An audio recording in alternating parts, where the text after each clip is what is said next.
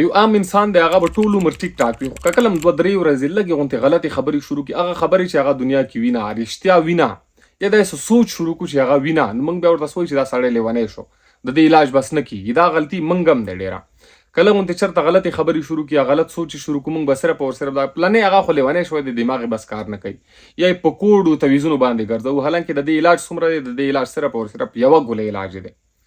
نو دا سوچ موږ ته هم کول پکار دی. دا ویډیو نن سټوډنټان هم په غور سره واورئ. اکثر به تاسو یو خبر نوٹ کړي وي د سکیزوفرینیا یا څوک ورته شیزوفرینیا یا اکیوټ سایکوسس شو یا مینیا شو یا ډیپریشن، د خفګان چې کومې د دماغو بیماریانې دي که نه، هغه کې به تاسو اکثر نوٹ کړي وي ډاکټر ورته وایي چې دې ته ډیلوژن شوی دی یا ورته هیلوسینیشن شوی دی. دا دواړه دي څه شی؟ ګورئ، ډیلوژن او هیلوسینیشن کې څه فرق دی؟ ډیلوژن څه ته وایي؟ ډیلوژن یو د سوچ بیماری دی، د غلط سوچ بیماری دی. ډیلوژن کې یو عام ډیلوژن دی چې هغې ته موږ وایو ډیلوژن اف پرسیکیوژن. مطلب چې کوم مریض دی هغه ته دا ښکاري چې زما شاته څوک لګیا دي، سازش کوي او ما مړ کوي. بس دا ورته که هغه ته هر څومره پوهېږي چې هېڅ شی هم نشته، داسې موږ در سره یو، موږ د فیملي وله یو، یا اکثر به دا سوچ کوي چې زما د کوم خاندان وله خلک دي که نه، نو دا څه شی کوي؟ د هغه سوچ دماغو کې دا ناست وي چې دا موږ ته منصوبې جوړوي او ما مړ کوي، یا د هغه دا سوچ دماغو کې ناست وي چې د پولیس وله یا څومره هم د انټیلیجنس ادارې دي د دې وله زما شاته لګېدلي دي، نن دی که سبا دی دا ما مړ کوي. یا اکثر یې دا سوچ زړه کې ناست وي چې پلانی جنۍ دی او هغه ما باندې ډېره سخت عاشقه دی، نن وي که سبا وي ما پسې به راتښتي، خو دا څه شی وي؟ هغه رښتیا نه وي، یو غلط سوچ د هغه دماغو کې ناست وي، نو دې ته موږ څه وایو؟ ډیلوژن وایو. نو اوس هیلوسینیشن څه شی دی؟ هیلوسینیشن د اورېدو یا د لیدو بیماري دی.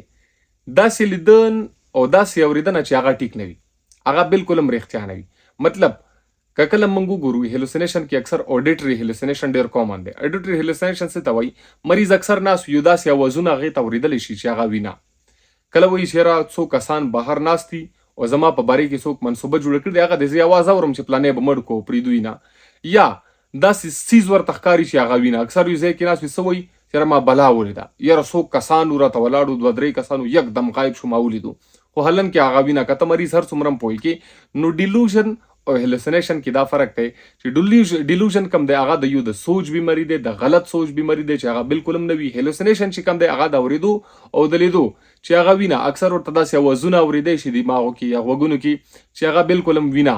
که دا ته هر څومره پوهېږي دا پوهېږي نه، خو یو خبره په دې ځای کې یاده وساتئ چې کله مریض داسې شي که نه، نو هغه چېرته د کوډګرو ته تویزګرو ته دا ټول فراډ دی، دې ته یې مه بوځئ، د دې ایک یو ګولۍ علاج دی، او چېرته هم دې خلکو ته لیونی مه وایئ چې بس لیونی شو. نه، دا زیات نه زیات یوه میاشت کې بالکل ټیکېږي. که چېرته هم تاسو داسې خلک ولیدو چې هغه د ډیلوژن یا د هیلوسینیشن د کومه بیماري دی، سکیزوفرین یا ډیپریشن، مینیا، که چېرته هم د ډیپریشن یې ټیک شو یا مینیا یې ټیک شو، یو بیماري دی، یا اکیوټ سایکوسس یوه بیماري دی، د هغه د وجې کېږي که هغه ټیک شو، سکیزوفرینیا دی د هغه د وجې دی که هغه ټیک شو، نو مریض به بالکل ټیک ټاک شي، خپلې خبرې به شروع کړي. نو دا یو بیماري دی، دا په کوډګرو په تویزګرو باندې دا نه کېږي، د دې یو ګوله علاج دی. کله هم چې داسې مریض تاسو ته خاندان کې میلاو شي، ستاسو دوست وي، چې کله هم میلاو شي درته که نه، ما درته فرق وښیلو، ډایرکټ نږدې چېرته هم درته سایکیټرسټ میلویږي، نو سایکیټرسټ سره ډایرکټ میلویږي، یو ګولۍ به ورکوي، انشاءالله بالکل به مریض ټیک ټاک وي. مهرباني.